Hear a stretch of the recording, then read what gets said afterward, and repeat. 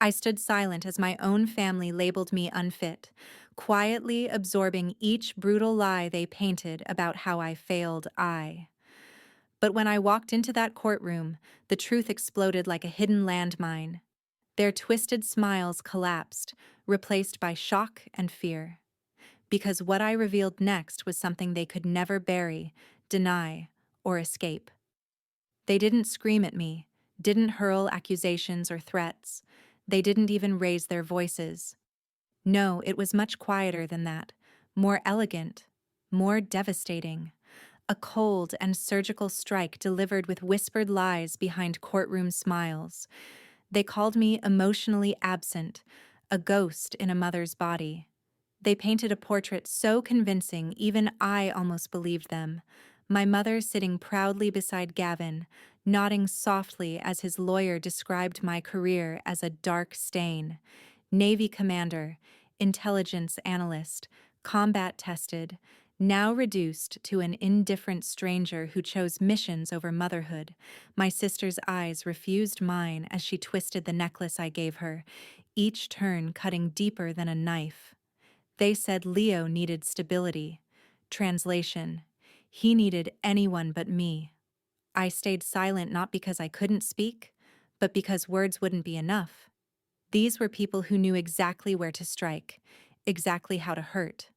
Family is supposed to protect you, but mine sharpened the blade and handed it to the man who forgot Leo's last two birthdays. The judge studied me carefully, searching my face for cracks. I gave him nothing. No tears, no pleading, just the cool, blank stare that unsettled opponents during classified briefings. They'd mistaken silence for weakness, my stillness for defeat. They didn't know the person they were dealing with. They forgot I was trained not to react but to respond. In combat, you never reveal your next move until the enemy commits theirs, so I let them make the first move. Let them gather confidence, stack their lies neatly in affidavits, each one signed in careful script as if to erase every bedtime story, every scraped knee kissed, every call home from foreign shores when my voice was Leo's only lullaby.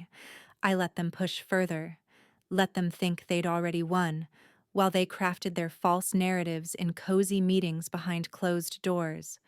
I crafted something sharper, something irrefutable, surveillance tapes and neglected school reports, emails and text messages Gavin never bothered to hide, every thread of truth woven meticulously into a tapestry of evidence they never imagined I could find. It wasn't revenge that drove me. It was precision.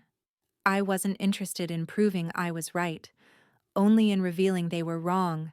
The pain I felt wasn't something I showed, because they weren't worthy of it. My mother and sister, once my allies, now accomplices in a quiet betrayal. It was never about justice for them. It was about control, about reducing me into a convenient villain so Gavin could play hero. But real heroes don't abandon their child on a sidewalk because a phone call was more important. They didn't yet know I had the video, that undeniable moment frozen in pixels, waiting patiently for the courtroom's stunned silence. I didn't let anger cloud my vision or sorrow weaken my resolve. Instead, I sharpened my strategy and waited, watching them dance closer to the cliff's edge, because in the end, truth doesn't need to shout, doesn't beg for attention. It only needs the right moment to be heard. The judge cleared his throat softly, asked if I had anything to add. I met his gaze and spoke for the first time that day. Yes, Your Honor, I have something you should see. I wasn't ready for how deep their lies went, or the disturbing truth I uncovered. The video footage I found changed everything, and what the courtroom saw next stunned even me. But the real question still haunted me. Would Leo ever forgive me for staying silent this long?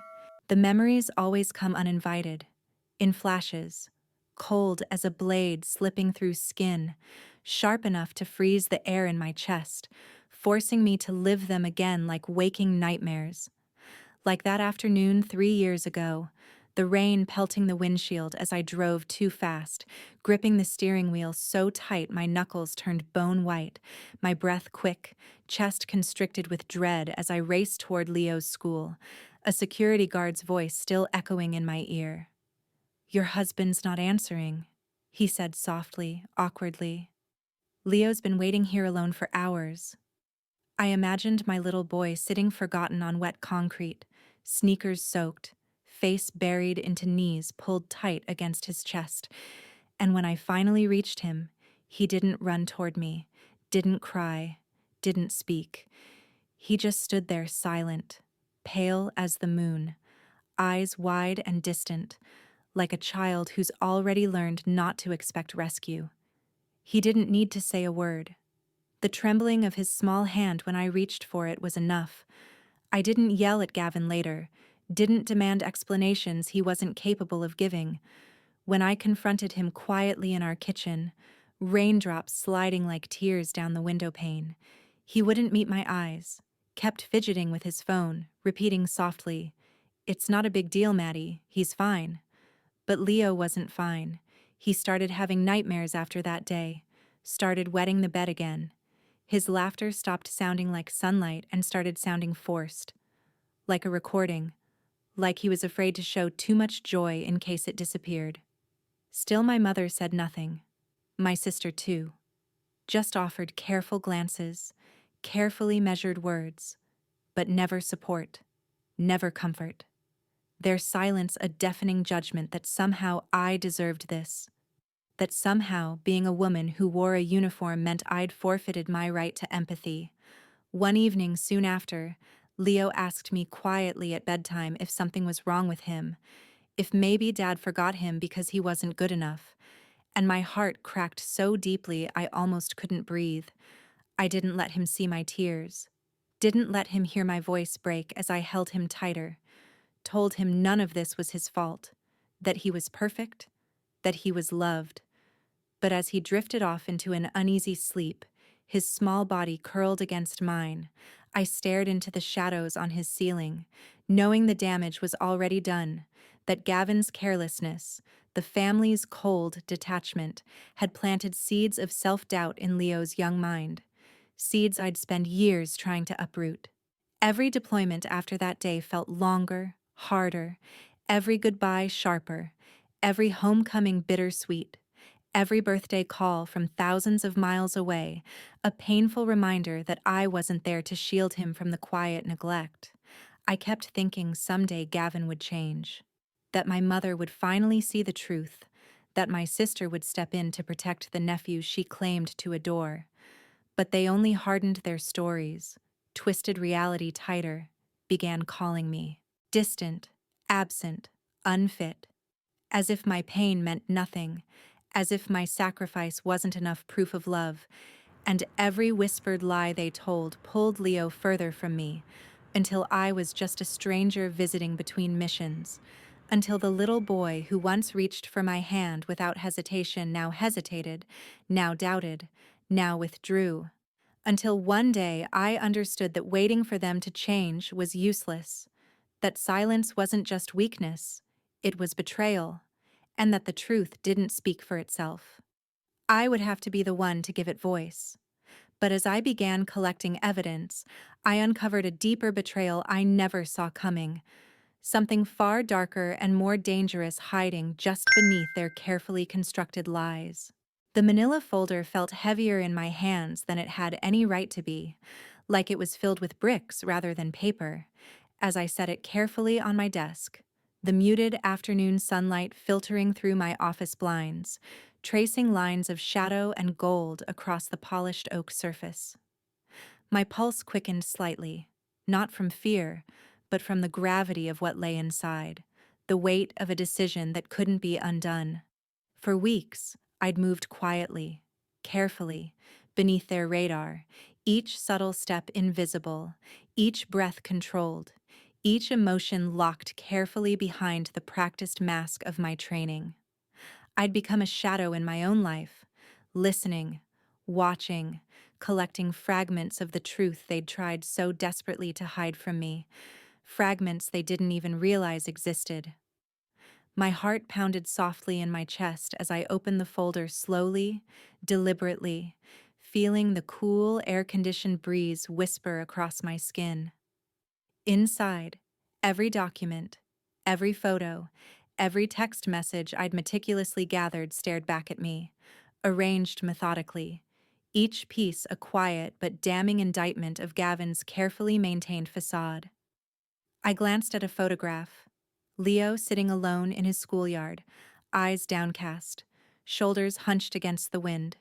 Gavin just visible in the distance, his attention buried in his phone screen, unaware or indifferent to the quiet pain on his son's face.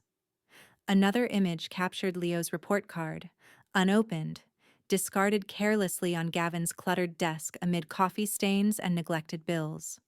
My fingers brushed lightly against a printout of a forgotten email from Leo's teacher, gentle words of concern ignored, lost amid the chaos Gavin refused to acknowledge.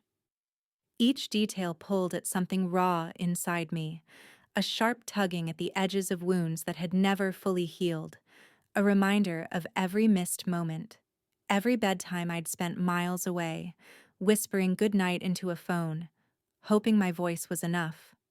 But this wasn't about revenge. It was justice, precise and undeniable, quiet and unyielding, not screaming accusations, but calmly presenting evidence that could not be twisted or refuted. They had branded me absent, distant, cold, yet every scrap of paper, every pixel on every page in this file told another story entirely. A story where Gavin's charm masked careless neglect, where Leo's smile hid silent suffering, and where I, the mother declared unfit, had been paying attention all along. As the sun dipped lower, casting long shadows across my office, I sealed the folder shut, fingers trembling just slightly, a quiet tremor of anticipation rather than fear. The room seemed suddenly smaller, the silence deeper, each breath slower and more purposeful, each heartbeat steadier and stronger. Tomorrow morning, when the courtroom filled again with lies masked as concern, with empty performances from family who'd long forgotten loyalty, this folder would speak louder than any words I'd ever uttered. It would tear down their carefully constructed lies, unravel the web they'd spun, and expose Gavin's carefully concealed neglect in a way they'd never seen coming. They had underestimated me, assuming silence meant defeat, assuming my patience meant weakness. But I knew something they didn't. True power doesn't shout or threaten. True power gathers quietly, patiently, waiting for the right moment to strike. And as I placed that folder safely in my briefcase, locked the clasps with a soft click, and stood, smoothing down the lines of my uniform, a quiet resolve settled deep within my bones, calm and sure. What I didn't yet know, though, was how the courtroom would fall into stunned silence when the judge finally opened that folder, or the desperate lengths my family would go to prevent the truth from being revealed. The air inside the courtroom felt electric and brittle, stretched thin, humming quietly like a wire about to snap. As I stepped forward, my navy uniform immaculate, each medal a gleaming reminder of battles won in silence, sacrifices made without applause. Gavin sat stiffly at his table, eyes cast downward, suddenly fascinated with his clasped hands as if praying for salvation. My mother rigid beside him, jaw set tight, eyes narrowed in suspicion, my sister nervously twisting her necklace again, the metal flashing briefly in the harsh fluorescent lights overhead. I didn't glance their way, didn't allow them even a glimpse of hesitation or regret. My focus locked firmly ahead, every step controlled and purposeful. The judge, glasses low on his nose, studied me carefully as my attorney calmly handed over the manila folder, the rustle of pages turning softly deafening in the heavy quiet, anticipation thickening until breathing seemed almost difficult. I stood perfectly still, breath slow, calm, aware of every whisper, every shifting movement behind me. But I remained steady, unwavering, even as Gavin's lawyer began objecting sharply, voice rising with desperation and alarm. The judge raised a single hand without looking up, silencing him instantly, the lawyer's words fading awkwardly into an embarrassed cough. Then the screen flickered alive, washed briefly in static, settling into clarity, the room holding its collective breath as surveillance footage filled the silence. There was Leo, small and vulnerable, sitting alone on cold concrete steps, his backpack slipping down his tiny shoulder, head bowed, visibly shivering in the afternoon chill, waiting for a father who had long since forgotten him. Gavin appeared moments later, face flushed, clearly distracted, pacing rapidly on his phone, oblivious or indifferent, his words sharp and agitated, leaving Leo unnoticed, tears silently slipping down my son's pale cheeks. The courtroom stilled completely, frozen in a stunned and heavy silence. The only sound now Leo's quiet sobbing echoing from the speakers, heartbreakingly soft, yet somehow unbearably loud, cutting straight through every heart present. Gavin sank lower into his chair, color draining from his face, jaw clenched tightly to prevent trembling. My mother turned abruptly away, hiding emotion behind a careful veil of hair and embarrassment, while my sister's eyes finally found mine, wide with shock, realization dawning painfully. The judge leaned back slowly, removing his glasses with a gentle sigh, the gravity of the moment settling visibly onto his shoulders. He met my gaze with quiet respect and something deeper, an understanding born of undeniable proof. This court, he spoke softly yet clearly, each word heavy with consequence, hereby awards sole custody to Ms. Shaw, effective immediately. His gavel struck firmly, sound reverberating like a shot through the stillness. Gavin looked stricken, crushed beneath the weight of exposure, the lies he'd carefully crafted collapsing around him, unraveling in the merciless clarity of truth. But as I watched their defeat, felt the quiet satisfaction of justice finally served, a sudden uncertainty pierced through my armor, a raw question gripping my heart sharply. Would this truth be enough to rebuild the trust my son had lost in me, or had my silence damaged something beyond repair? Outside, the afternoon sky had turned a muted gray, the clouds heavy and swollen, pressing down like a silent sigh over the courthouse steps, the pavement darkened by a misty drizzle that blurred edges and softened sounds. I stood there, feeling strangely disconnected, the distant hum of traffic merging with the quiet murmur of people drifting away, umbrellas opening like blossoms against the rain. I barely registered their glances, curious or sympathetic, lingering like unanswered questions. The weight of everything that had just happened settled onto my shoulders, heavy but familiar, a burden I'd carried silently, alone, for too long. Then I saw him, Leo, standing off to the side beneath the shelter of the courthouse awning, shoulders hunched, his slender frame shivering slightly against the chill, his sneakers scuffing uncertainly against damp concrete.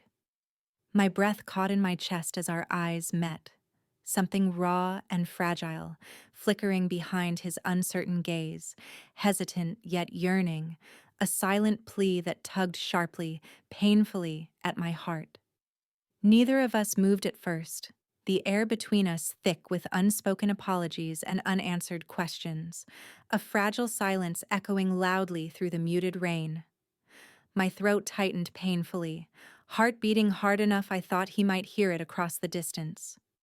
Slowly, almost imperceptibly, Leo took one step forward, then another, cautiously closing the space between us, the quiet shuffle of his shoes against the pavement impossibly loud in my ears.